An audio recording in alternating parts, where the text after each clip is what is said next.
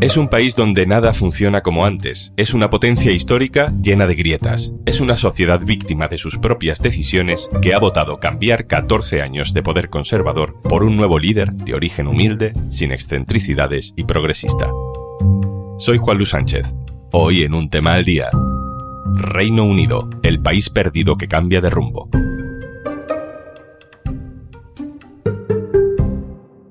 Una cosa antes de empezar. Tenemos una súper oferta para ti. Disfruta de todos los contenidos de eldiario.es y Podimo por solo 3,25 € al mes. Tienes todos los detalles en eldiario.es/promopodimo. La última vez que un político progresista o laborista ganó las elecciones generales de Reino Unido fue en 2005. Han pasado 19 años. Aquellas fueron las últimas elecciones que ganaría Tony Blair. Y desde 2010, con la victoria de David Cameron, en Reino Unido han gobernado solo los Tories, los conservadores, durante 14 años en los que ha pasado de todo, un Brexit incluido. Ese ciclo ha terminado. El Partido Laborista ha ganado las elecciones de este jueves y, sobre todo, el Partido Conservador las ha perdido estrepitosamente. La sensación es que el primer ministro actual, Rishi Sunak, ha pagado por su desastre, pero sobre todo por todo lo que ha salido mal desde que su partido gobierna. Y han sido muchas cosas. Empezando por aquel 2010, recordemos, en plena crisis financiera, con fuertes medidas de austeridad, pero sobre todo desde el Brexit, con un referéndum impulsado en 2016 por David Cameron, que pensaba que su país votaría en contra de dejar la Unión Europea. Se equivocó y dimitió, y desde entonces la deriva conservadora ha sido ingobernable. Theresa May duró 3 años como primera ministra. Luego llegó Boris Johnson, gran personaje. Let's get Brexit done. Pero su carisma no le protegió de la maldición que él mismo había conjurado. La aplicación definitiva del Brexit. También tuvo que dimitir. Hasta la vista, baby. Y luego, sin que haya habido elecciones, porque esto es así en Reino Unido, el partido mayoritario en el Parlamento puede cambiar al primer ministro por otro de su partido sin convocar elecciones. Desde 2022 hemos tenido otros 2 primeros ministros conservadores más. I have therefore spoken to His Majesty the King to notify him that I am resigning as leader of the Conservative Party. Liz Truss, que duró en el cargo 45 días, y Rishi Sunak, que ha llegado absolutamente hundido a estas elecciones. El nuevo primer ministro británico, digámoslo ya, es el laborista Keir Starmer. Es un nombre que escucharemos mucho a partir de ahora, aunque siendo Reino Unido no podemos saber por cuánto tiempo. Esta es su voz. The eyes of the country are upon them. They will be judged by the decisions they take now. Vámonos a tierras británicas con María Ramírez, corresponsal internacional del diario.es. Hola, María. Muy buenas. María, ahora te pregunto por quién es Keir Starmer, ¿no? Y qué podemos esperar de él, pero antes analicemos esta derrota del Partido Conservador. Han sido 14 años en el poder. En realidad, las últimas elecciones en 2019 le salieron bastante bien con esa victoria de Boris Johnson. ¿Cómo interpretamos ahora este castigo? Sí, desde luego en 2019 pues Boris Johnson arrasó bastante. Fue una derrota, la peor derrota para el Partido Laborista desde 1935.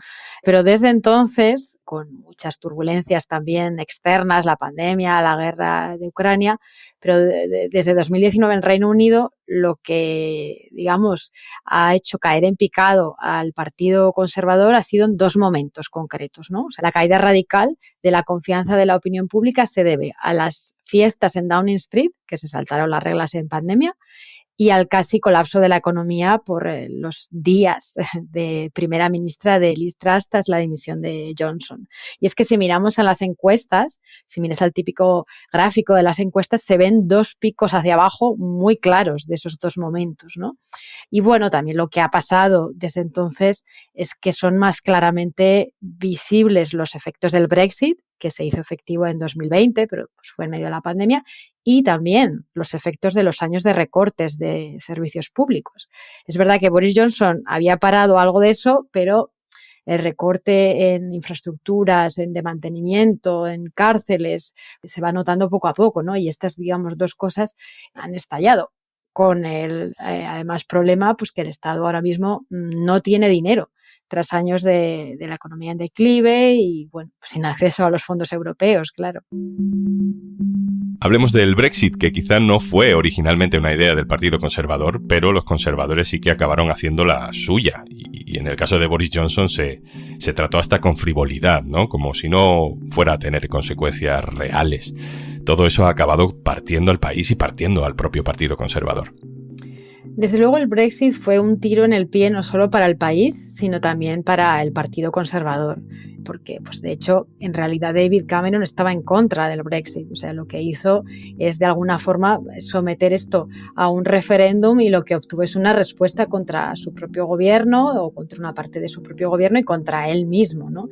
Y esto ha abierto pues una división continua. Pero bueno, es verdad que 14 años en el poder también lo que hacen es que la sensación un poco de que el Estado es mío, que el Parlamento es mío, pues también ha empeorado muchos de estos casos, pues eso de conflictos de interés, de saltarse las reglas. Es una élite muy educada, muy formada y muy rica, y esto también pasa en el Partido Laborista, aunque sea un poco menos, y por tanto bastante alejada de lo que es la realidad, el día a día en el Reino Unido, sobre todo fuera de Londres. O sea, hay frivolidad sobre todo de un tipo de diputados y de ministros que tiene mucho que ver con lo que representaba Boris Johnson. Muy privilegiados y a la vez pues como con mucha, efectivamente, frivolidad para experimentar. Pero claro, uno de los experimentos que fue el Brexit, pues es uno de los motivos que ha hundido al país de muchas maneras, ¿no? Y es verdad que por lo menos para una parte de los conservadores empezó casi como un juego, como un chiste en los tabloides, un chiste en la prensa de papel, en las portadas conservadoras que también han tirado mucho para ahí, ¿no?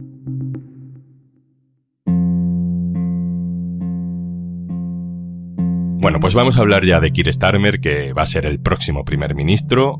¿Quién es? ¿De dónde viene? ¿Quién es este hombre? Pues mira, Keir Starmer es un político bastante atípico para el Reino Unido de hoy, más para alguien en un cargo tan destacado como el de primer ministro. Sobre todo yo diría por dos cosas. Es de clase trabajadora claramente, de hecho podemos decir que es el líder con más perfil de familia humilde al frente del Partido Laborista desde los años 80.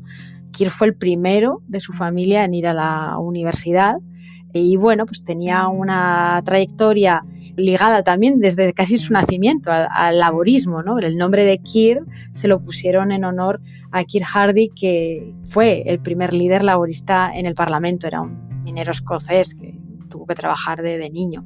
Starmer está marcado por su experiencia como alguien de clase humilde, alguien que se ha sentido a menudo excluido por los pijos que hablan alto, que es algo muy típico de aquí, esto de hablar alto, ¿no? Y él a veces lo dice. Y bueno, digamos que la otra cosa que no es habitual de Starmer es que entró tarde en política. Él fue elegido diputado con 52 años, después de una carrera como abogado de derechos humanos. Él es especialista en legislación europea, por ejemplo. Fue jefe de la Fiscalía Pública, mediador en Irlanda del Norte, en fin, otras cosas fuera de la política. Y lo que esto, digamos, supone es que no le gusta nada el show de la política. Le molestan las preguntas personales, en las entrevistas. De hecho, bueno, no dice el nombre de sus hijos adolescentes. Su mujer, que trabaja para el Servicio Nacional de Salud, pues casi no ha hecho campaña. Yo titulé un perfil que escribí sobre él como el antítesis de Boris Johnson, porque creo que lo es, ¿no? Y bueno, pues digamos que es un político no especialmente carismático, más bien aburrido, pero esto es lo que a lo mejor le hace falta ahora al país después de tantos años de emociones. Starmer, la verdad es que estaba bastante a la izquierda de joven y bueno, pues durante muchos años también mirando su carrera de abogado de los derechos humanos, pues se ve un poco por dónde va, ¿no?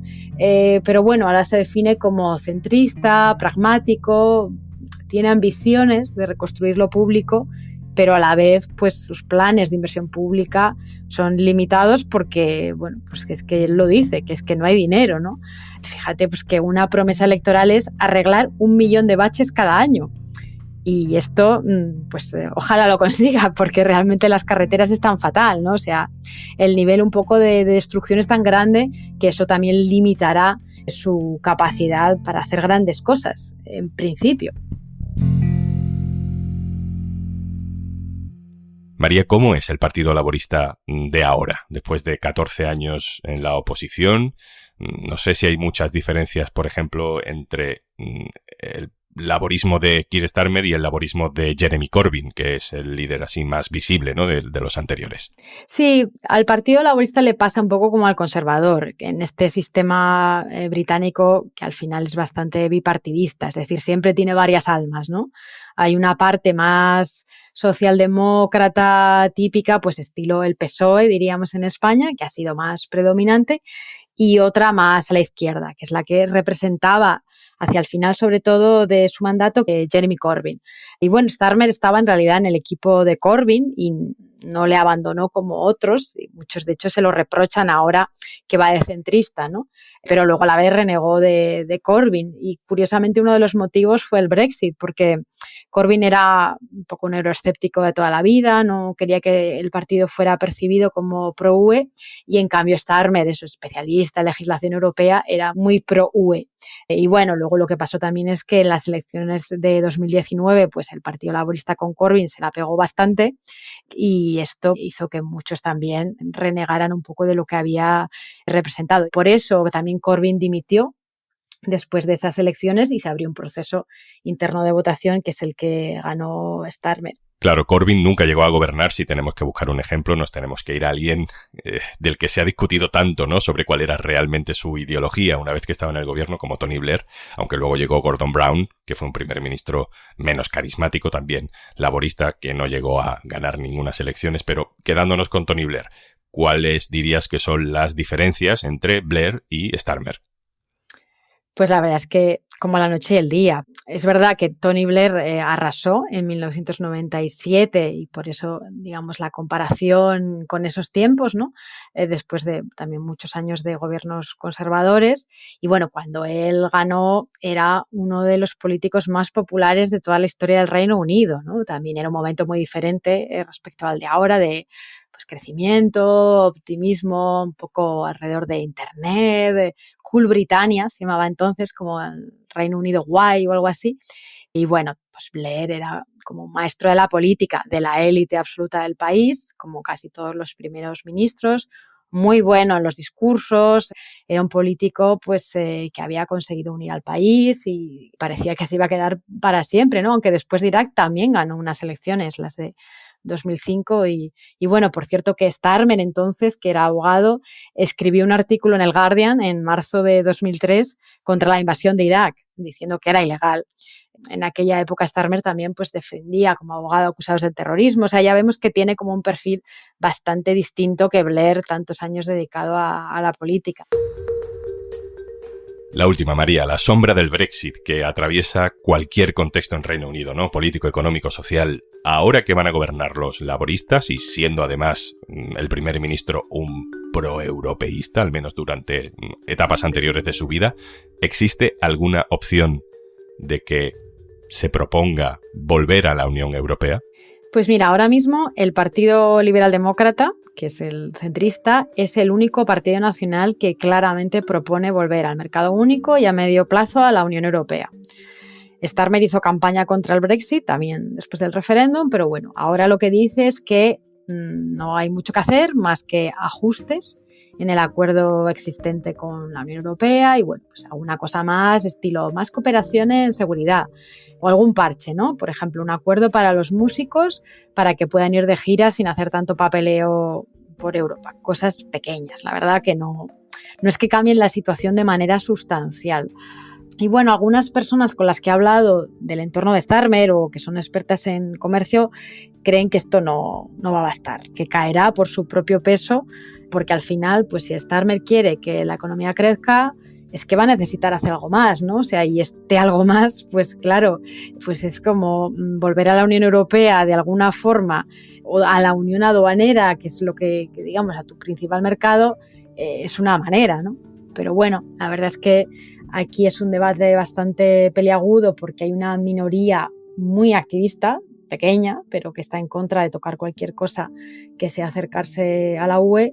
Y bueno, pues también a otra gente le da como pereza el debate, ¿no? Porque la mayoría de la población cree ahora que marcharse de la UE fue un error, y que son más las desventajas que los beneficios, pero que es un lío abrirlo, ¿no? Lo que veremos es si en unos años, pues, a lo mejor es que no queda otra opción, ¿no? María Ramírez, desde Oxford, muchas gracias. Gracias a ti y al equipo. Y antes de marcharnos...